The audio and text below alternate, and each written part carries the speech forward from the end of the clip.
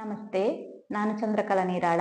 ಕಾಸರಗೋಡಿನಲ್ಲಿ ಕನ್ನಡ ಮಾಧ್ಯಮದಲ್ಲಿ 10ನೇ ತರಗತಿಯಲ್ಲಿ ಕಲಿಯುತ್ತಿರುವಂತಹ ಎಲ್ಲಾ ವಿದ್ಯಾರ್ಥಿಗಳಿಗೆ ಭೂಗೋಳಶಾಸ್ತ್ರ ತರಗತಿಗೆ ಆತ್ಮೀಯ ಸ್ವಾಗತ. ಕಳೆದ ತರಗತಿಯಲ್ಲಿ ನಾವು ಭಾರತೀಯ ಕಾಲಮಾನ ಇಂಡಿಯನ್ ಸ್ಟ್ಯಾಂಡರ್ಡ್ ಟೈಮ್ ನ ಬಗ್ಗೆ ನೋಡಿದ್ದೇವೆ ಅಲ್ವಾ. ಈ ತರಗತಿಯಲ್ಲಿ ಅಂತಾರಾಷ್ಟ್ರೀಯ ದಿನಾಂಕ ರೇಖೆ ಇಂಟರ್ನ್ಯಾಷನಲ್ ಡೇಟ್ ಲೈನ್ ನ ಬಗ್ಗೆ ಸ್ವಲ್ಪ ನೋಡುವ.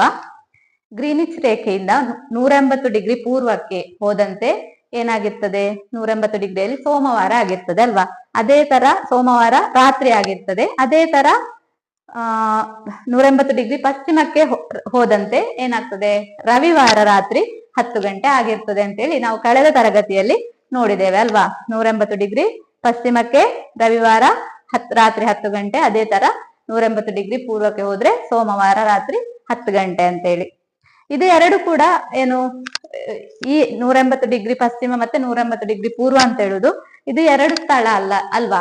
ಈಗ ನಾವು ಒಂದು ಗೋಳವನ್ನು ಗ್ಲೋಬ್ ಅನ್ನು ತೆಗೆದು ನೋಡಿದ್ರೆ ಏನು, ಈ 180 ಡಿಗ್ರಿ ಅಂತ ಹೇಳುವಂಥದ್ದು ಹೀಗೆ ಪೂರ್ವಕ್ಕೆ ಹೋದಂತೆ 180 ಡಿಗ್ರಿ ಬಂದು ಪಶ್ಚಿಮಕ್ಕೆ ಬಂದಂತೆ 180 ಡಿಗ್ರಿ ಬಂದು ಅದು ಒಂದು ಕಡೆ ಸಂಗಮಿಸ್ತದೆ ಅಲ್ವಾ.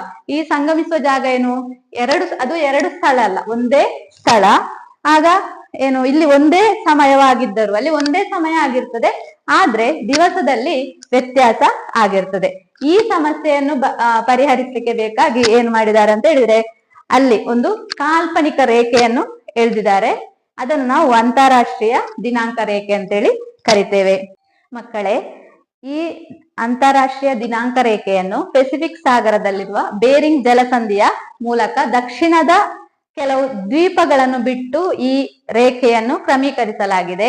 ಆದ ಕಾರಣ ಇದನ್ನು ನೇರವಾಗಿ ಎಳಿಲಾಗ್ಲಿಲ್ಲ. ಅದನ್ನೇನ್ ಮಾಡಿದ್ದಾರೆ, ಹೀಗೆ ಅದರಲ್ಲಿ ನೇರವಾದ ಗೆರೆ ಅಲ್ಲ, ಅದು ಅಡ್ಡದಿಡ್ಡಿಯಾಗಿ ಹೋಗಿರುವಂತದ್ದು. ಈ ರೇಖೆಯನ್ನು ದಾಟಿ ಪಶ್ಚಿಮಕ್ಕೆ ಹೋಗುವವರು ಒಂದು ದಿನ ಹಿಂದಕ್ಕೆ ಮಾಡಬೇಕು.